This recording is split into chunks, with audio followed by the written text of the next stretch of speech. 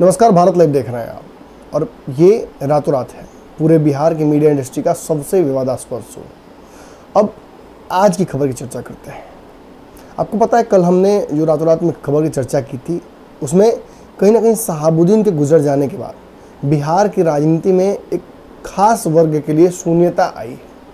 उस शून्यता को भरने के लिए, आपने पढ़ा भी होगा, ज्योग्राफी में ये सब्जेक्ट था कि जहाँ वैक्यूम क्रिएट हो जाता है या हवाएं गर्म होकर ऊपर जाती हैं, वहाँ आसपास की ठंडी हवाएं बहुत तेज़ी से आकर भर देती हैं।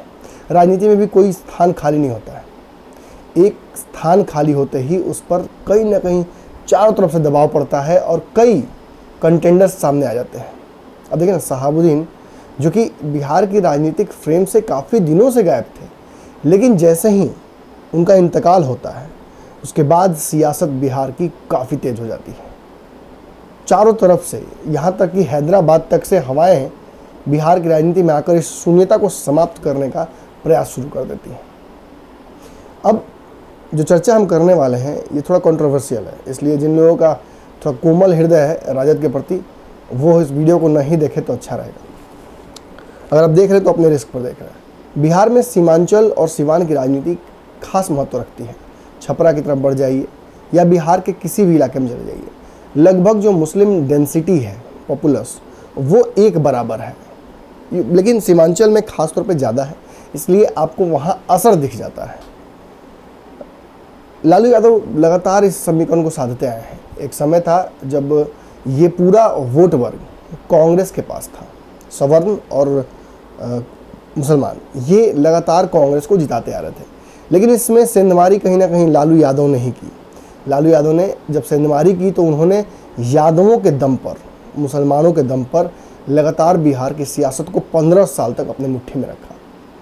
ये तो कहीं ना कहीं कहा जाता है कि इतने निरंकुश हो गए थे लालू यादव और इतने उनके पास बड़े बड़े तोप थे कि जिनकी वजह से बिहार की सियासत को वो कभी छोड़ नहीं सकते थे। लेकिन परिस्थितियाँ ऐसी बनी, नीतीश कुमार का प्रादुर्भाव हुआ और कहीं ना कहीं हर पॉपुलर चीज़ के साथ ये होता है, एंटी इनकम्बेंसी लागू होती है और बिहार की राजनीति में भी लालू यादव के प्रति एंटी इनकम्बेंसी लागू हुई और नीतीश कुमार ने उनको रिप्लेस किया। लेकिन आज भी जब हम लालू यादव का नाम लेते हैं तो एमवाई ऑटोमेटिकली उसमें अटैच्ड होता है। आज भी जब तेजस्वी यादव एक नए युवा राजनीतिज्ञ के तौर पर, जिसने अपने आप को बहुत प्रूफ नहीं किया है, वो जब उतरता है अगर बिहार की राजनीति में, तो वो एमवाई समीकरण लेकर उतरता है। किसका एमवाई समीकरण? लालू यादव का एमवाई समीकरण। कौन सा एमवाई समीकरण? लालू यादव खुद तो यादव हैं, लेकिन एम कहाँ से लाते हैं? कालांतर में इस एम के लिए कई लोगों ने महत्वपूर्ण भूमिका निभाई। उसमें से एक बहुत महत्वपूर्ण स्तंभ सिवान से शहाबुद्दीन ने निभाया। शहाबुद्दीन की पॉपुलैरिटी का तकाजा इसी बात से लगाया जा सकता है कि अब तक लालू यादव के समक्ष इस तरह का विरोध किसी ने दर्ज नहीं कराया।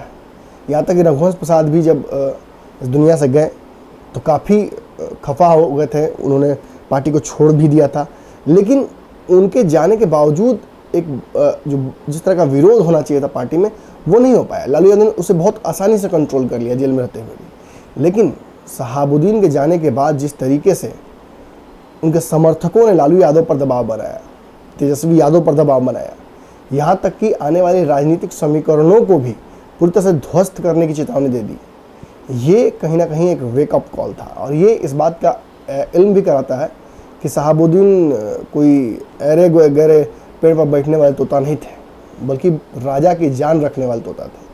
हालांकि शहाबुद्दीन ने लालू यादव से कभी भी कुछ मांगा नहीं, उन्होंने कभी लालू यादव के ऊपर कुछ सवाल भी खड़े नहीं किए।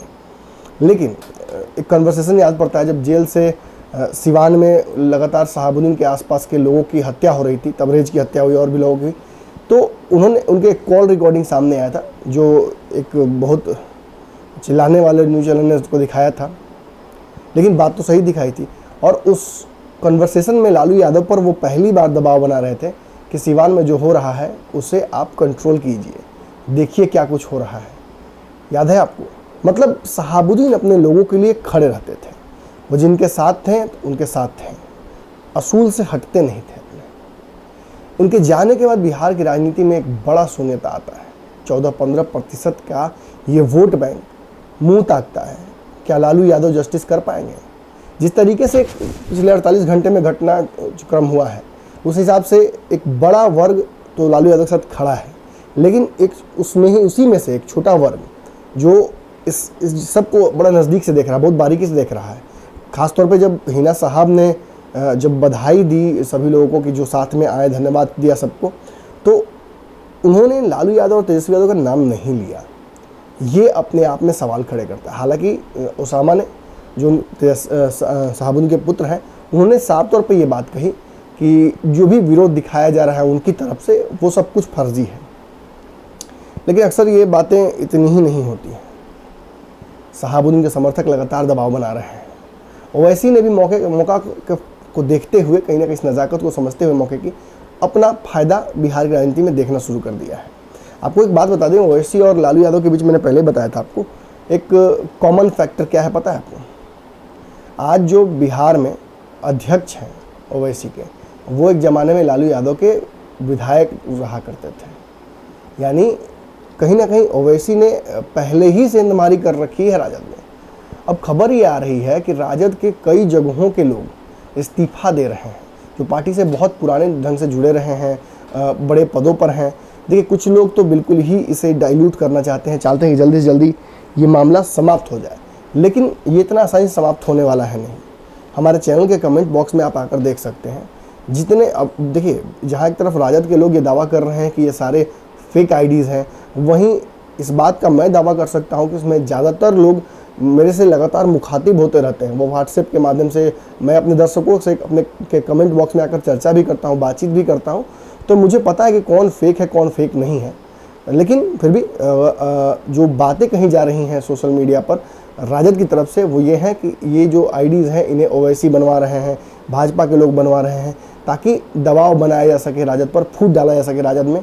लेकिन मैं कई लोग मेरे फ्रेंड लिस्ट में भी हैं जिन्हें मैं व्यक्तिगत तौर पर जानता हूं, जिनके पोस्ट्स का स्क्रीनशॉट मेरे पास है। लेकिन फिर मैं वही कहूँगा, किसी की निजता का हनन नहीं करना चाहता हूं जब तक ये स्पष्ट नहीं हो जाता है कि वो जो एक खास वर्ग है वो किस दिशा में जाता है, उसका फाइनल वर्डिक्ट क्या होता है। अभी तो विरोध कर रहे हैं वो लोग, लेकिन अंततः वो क्या करते हैं, क्या फैसला करते हैं, क्योंकि इसमें से एक बड़ा वर्ग है जो ओवैसी के साथ जाने की बात कर रहा है।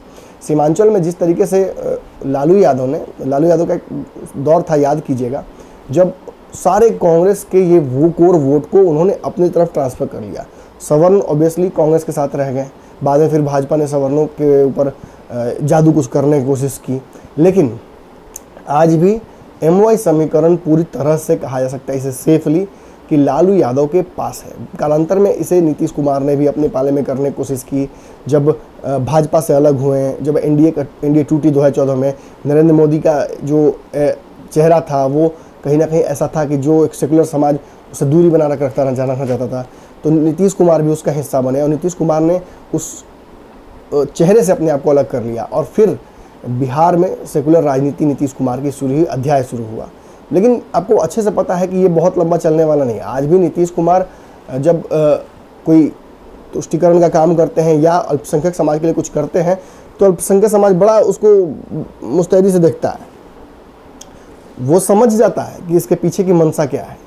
बिहार के मुसलमान ओवैसी पर भी पूरी तरह से भरोसा नहीं करते थे, लेकिन चुनाव के दौरान हम देखा कि जिस तरीके से कांग्रेस कहीं ना कहीं कमज़ोर पड़ी, जिस तरीके से राजद ने कई लोगों को टिकट काटा, कई मुसलमानों की टिकट कटी उस क्षेत्र में, कई जगह प्रत्याशी बदले गए, और तेजस्वी यादव का जो तौर तरीका है वो बहुत ज़्यादा पसंद नहीं आता है सीमांचल के लोगों को। ये भी वहाँ की आम राय है। मैं वहाँ पहुँच कर मैंने देखा है जो ग्राउंड रियलिटी है। इस बार के चुनाव में भी किशनगंज, अररिया, पूर्णिया सब जगह मैं मौजूद था।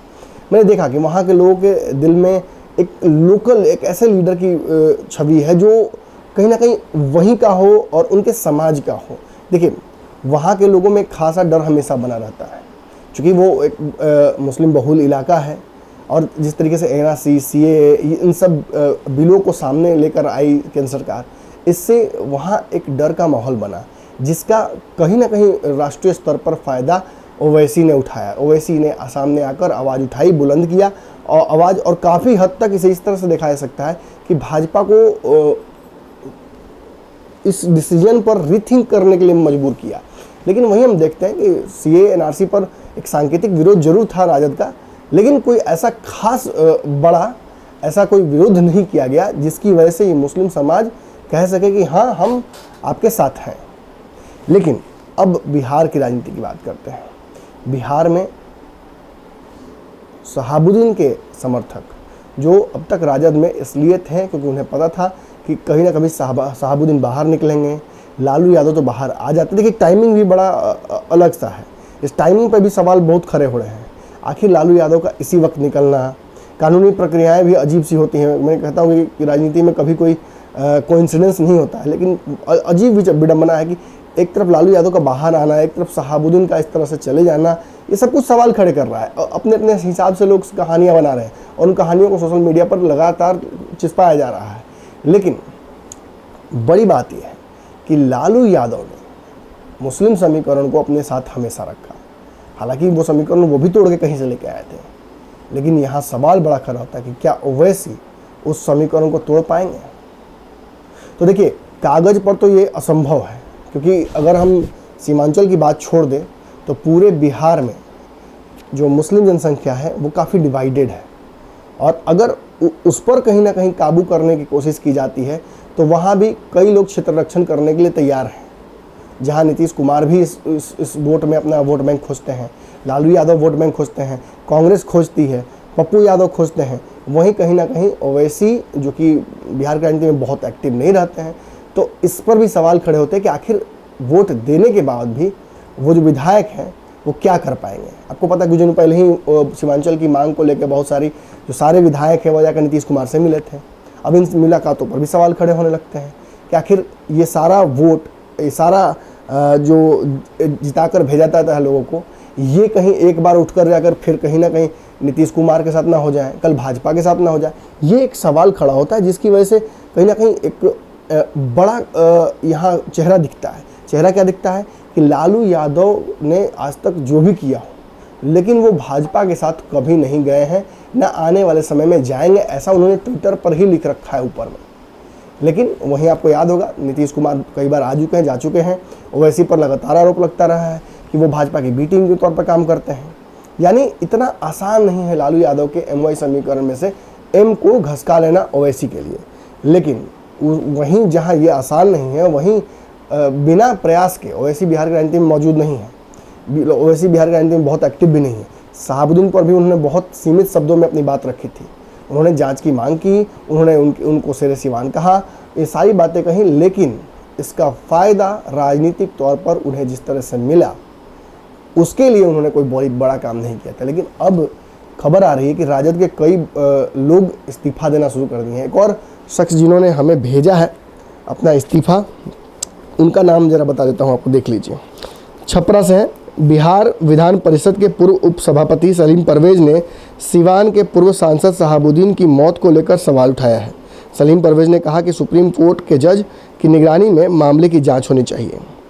इस न्यायिक जांच के मांग को लेकर हम धरना प्रदर्शन भी करेंगे, लेकिन चूंकि हमारी पार्टी ने इस मुद्दे पर बहुत कुछ नहीं किया है और ऐसे मौके पर जो पीड़ित परिवार है उससे दूरी बना ली है, इसके चलते मैं राजद परिवार से और प्राथमिक सदस्यता से इस्तीफा देता हूं।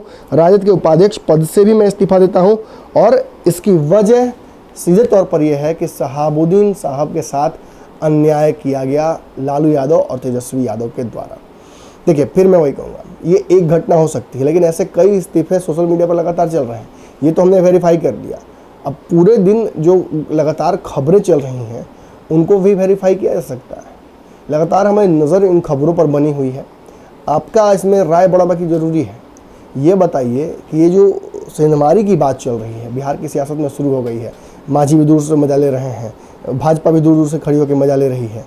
बंगाल चुनाव का दर्द भूलकर कहीं ना कहीं शहाबुद्दीन की वजह से राजद में टूट पड़ रही है, उसका नीतीश कुमार भी मजा ले रहे हैं, उसका भाजपा भी मजा ले रही है, सब मजा ले रहे हैं। लेकिन आपको क्या लगता है लालू यादव का जो एमवाई है उसका तोड़ क्या ओवैसी के पास है? क्या ओवैसी इस समीकरण को तोड़ सकते हैं जिसे आज तक किसी ने नहीं तोड़ा? असंभव हो गया। भाजपा कई बार आई, पूरा मशीनरी अपना लगाई, लेकिन कुछ रिजल्ट नहीं मिल पाया उसे। सवाल मेरा वही है, जवाब आपका कमेंट में देखूंगा। लगातार हम चर्चा आप एक दूसरे से जारी रहेंगी। कमेंट सेक्शन में हम बातचीत भी कर सकते हैं। और हाँ, नंबर भी मेरा दिया हुआ है, अगर आप में से कोई विशेष बातचीत करना चाहते हो तो कमेंट सेक्शन के अलावा व्हाट्सएप पर भी मुझसे चैट कर सकते हैं। आज की रात में इतना ही, अगली खबर में आप लोगों से फिर मुलाकात करते हैं तुरंत। धन्यवाद। अगर ये वीडियो पसंद आई और वह बिहार के राजनीति और बिहारियत से सरोकार रखेनी तो सब्सक्राइब बटन दबा के चैनल के सब्सक्राइब कर ली। ओजे एगो घंटी बा, ओकरा बटन दबा देला से कुल सटीक और मारक खबर रुआ मुफ्त में मिल जाई। अगर रुआ पत्रकारिता के हमनी के नया प्रयोग में सहयोग कर चाहतानी तो ज्वाइन बटन दबा दी। पेटीएम नंबर नोट कर ली 9386816700। धन्यवाद।